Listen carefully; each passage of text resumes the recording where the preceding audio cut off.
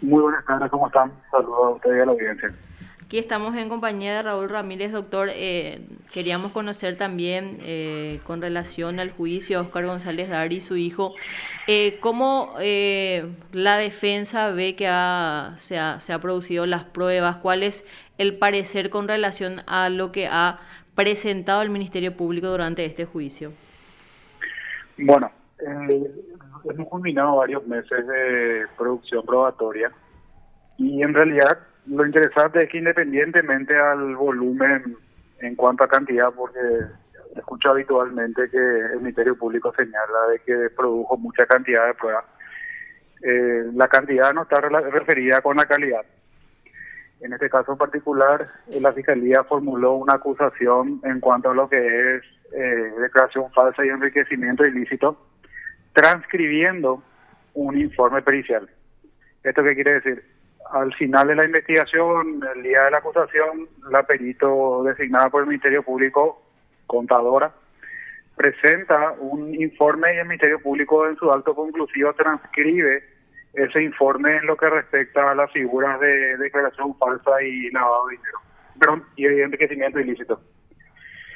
A lo largo de este juicio pudimos constatar, por ejemplo, en materia de declaración falsa, como la perito del Ministerio Público al momento de prestar su declaración oral respecto a su trabajo, terminó reconociendo una serie de cuestiones como, por ejemplo, adjudicó como no declarados padrones de inmuebles que no existen. Hasta ahora no entiendo cómo, teniendo una lista de inmuebles, ella no pudo ubicar en las declaraciones juradas al momento de elaborar su dictamen y luego en la exposición oral, cuando fue confrontada con esas circunstancias, terminó admitiendo que sí estaban consignadas en las declaraciones juradas. Por ejemplo, inventó, y uso la palabra inventó porque hasta el día de hoy no apareció, inventó datos de 3 inmuebles que no existen, inventó cuentas corrientes catastrales con 9 dígitos cuando en realidad tienen 8, por eso no podía ubicar el inmueble y sí estaba en la declaración. Bueno, realmente es un caso que hasta hoy en día no me dejó de sorprender, ¿verdad? Y este jueves el Ministerio Público va a tener sus alegatos Sí. finales. ¿Y usted cree, porque acá la pena eventualmente va hasta 15 más o menos, doctor, ¿verdad? Y mira, Por el depende concurso. mucho de... Y en realidad, te soy sincero, técnicamente no hay concurso. No hay concurso en realidad porque vamos a analizar, por ejemplo, el tema del supuesto lavado de dinero, que es el único caso en el cual el Ministerio Público se apartó de su conclusión de su perito, ¿verdad? Y ahí elaboraron su propia, el único caso que elaboraron su propia conclusión los agentes fiscales al presentar el acto conclusivo. Respecto a su hipótesis de lavado de dinero, no se produjo una sola prueba en ese sentido y su propia perito, al ser interrogada por la propia fiscalía, concluyó que la empresa a través de la cual, según los fiscales, se lavó dinero, sus inmuebles los adquirió antes del periodo investigado. Los inmuebles forman parte del giro comercial de alquileres. El giro comercial de alquileres generó ingresos lícitos y esos ingresos lícitos fueron depositados en la cuenta del presidente. Eso dijo su perito y con su perito también coincidió la Subsecretaría de Estado de Tributación. O sea, yo en realidad en estas etapas finales me gusta discutir cuestiones concretas y realmente las cuestiones concretas es que no existe mérito para condenar a estas personas. Para usted no hay los hechos punibles ahí, doctor. Efectivamente. Y también porque cuando, y si nos remitimos a la figura de enriquecimiento ilícito, la figura de enriquecimiento ilícito implica hacer un análisis y posicionarse en el patrimonio de, en este caso, del funcionario, el patrimonio antes del inicio del periodo, para que uno pueda verificar qué es lo nuevo que se agrega a ese patrimonio y si lo nuevo que se agrega responde a las legítimas posibilidades económicas. Esa circunstancia no fue encarada de esa manera por la Fiscalía, a través de su perito en realidad, porque ellos descargaron toda la responsabilidad en el trabajo de esta señora. Y si uno realmente toma en su conjunto el total de elementos, tiene que estas personas tenían legítimas posibilidades económicas para el patrimonio que ostentaban. Y sí me voy a ocupar en el momento de los alegatos de describir ítem por ítem cómo la perito de la Fiscalía lo que hizo en realidad fue duplicar, triplicar y cuatriplicar montos. Es decir, ante la falta de rigor para hacer su verificación, en realidad su forma de abarcar la tarea que se le encargó determinó inflar lo que supuestamente sería el patrimonio. Bueno, para eso están los alegatos y me voy a ocupar de mostrar ítem por ítem cómo realizó esa tarea y cómo esa tarea no tiene sustento. Llega al punto que no tiene sustento, que ya me facilitó en gran porcentaje porque la misma el contrainterrogatorio rectificó varios aspectos de sus conclusiones sobre el supuesto enriquecimiento. Doctor, así como está diciendo usted, por lo menos con respecto a la perito, habla de errores o negligencia. ¿Usted denunciará eso? ¿Pedirá investigación? Sí, porque, por ejemplo, y les doy un ejemplo y que es gravísimo y es bueno que la gente sepa y además está grabado. Cuando fue interrogada respecto a la figura de lo que es la declaración falsa, y para que la gente pueda entender, para simplificar, ¿verdad? Cuando empieza una declaración, empieza a interrogar quién la propuso. Entonces empieza a interrogar el Ministerio Público para introducir la información. El Ministerio Público le consulta, por ejemplo, respecto a la declaración jurada de Óscar González Daer del año 2016. Y entonces la perito, creo que fue ya un miércoles, la perito empieza a señalar: Óscar González Daer no declaró este inmueble, y hace una lista. Entonces quiere decir que ella le está atribuyendo no haber declarado esos inmuebles en esa declaración jurada. Bueno, culmina miércoles esa declaración y a mí me toca al día siguiente, es decir, cuando ella ya hizo estas afirmaciones, me toca el contrainterrogatorio. Entonces, empiezo inmueble por inmueble, que creo que es lo que ella no esperaba. Al exhibirle el primer inmueble que ella había señalado el día anterior, es decir, 24 horas antes de que no estaba declarado, y al mostrarle que ella partió para hacer esa afirmación de un padrón que no existía, entonces ahí la licenciada entra en pánico y luego de esa aclaración en el interrogatorio y abarcando en el segundo punto, porque ella me quiso interrumpir en el segundo punto le mostré que el inmueble que ella afirmó que no se declaró estaba en la declaración. Ahí ella interviene y dice: yo tengo una lista de rectificaciones, y nos dice que esa lista de rectificaciones ya las tenía antes de empezar la declaración. Es decir, que ella revisó su documentación luego de que presentó el informe y antes de prestar declaración en el tribunal, y pese a que tenía una lista de rectificaciones, es decir, atribuciones, por ejemplo, de inmuebles supuestamente no declarados que sí estaban en la declaración, ella el día anterior, el miércoles, volvió a repetir como si fueran inmuebles no declarados. ¿Eso qué significa?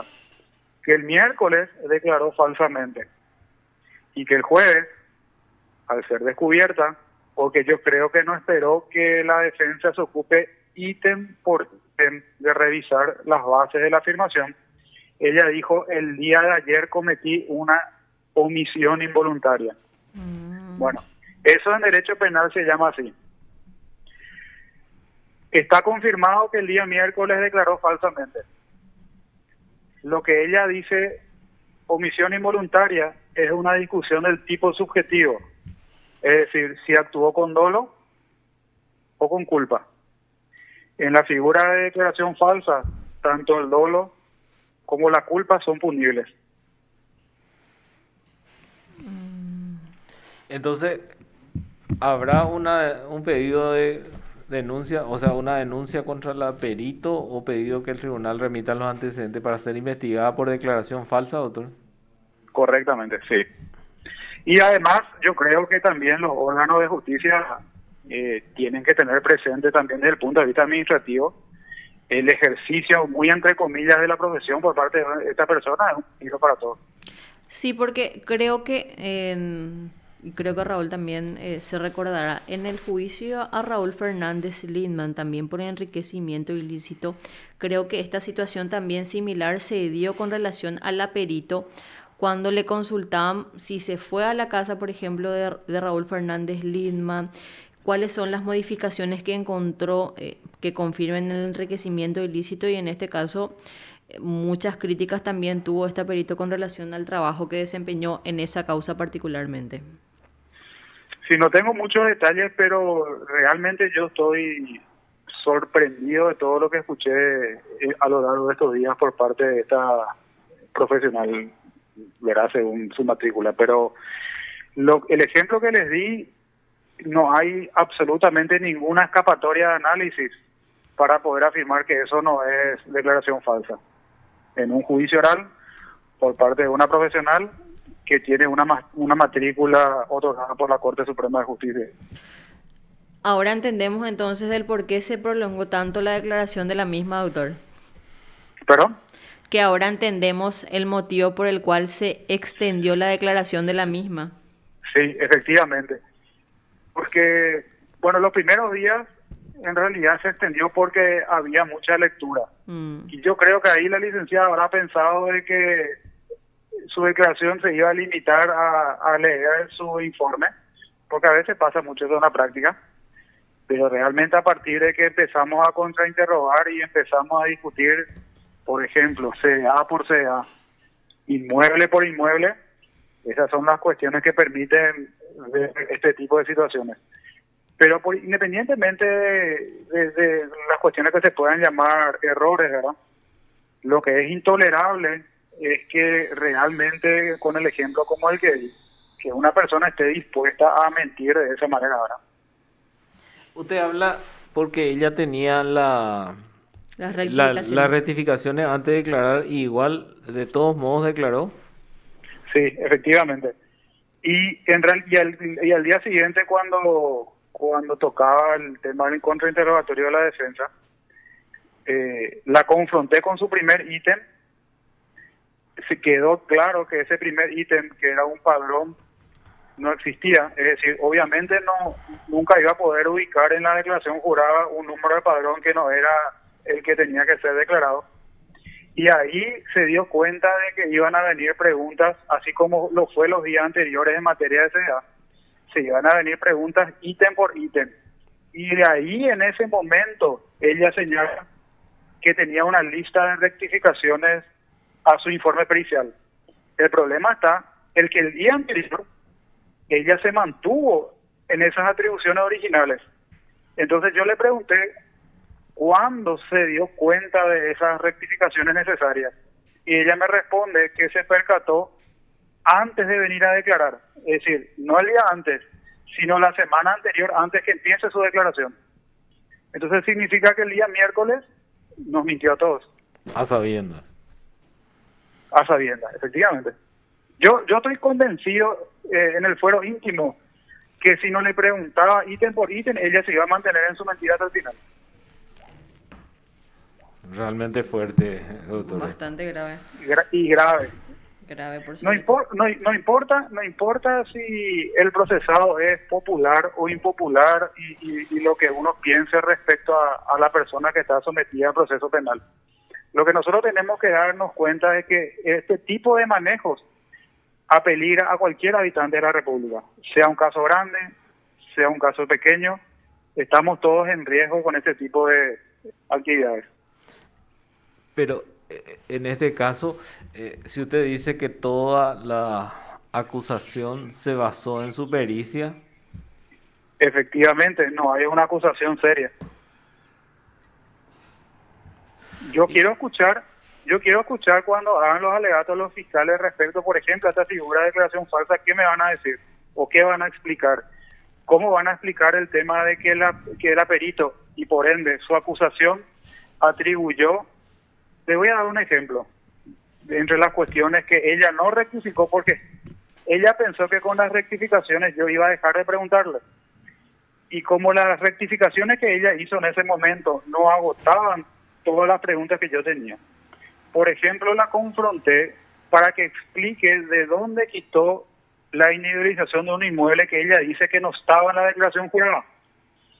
Ella revisa y alega una escritura pública de adquisición de un inmueble en la que Óscar González Daer no fue parte. Óscar González Daer fue parte de la adquisición en la segunda venta cuando ya había cambiado el número de finca y ella usó un número de finca inexistente para hacer el cruzamiento. Eso está reflejado en la acusación de la Fiscalía. Y así llegamos al juicio oral. Entiendo, doctor.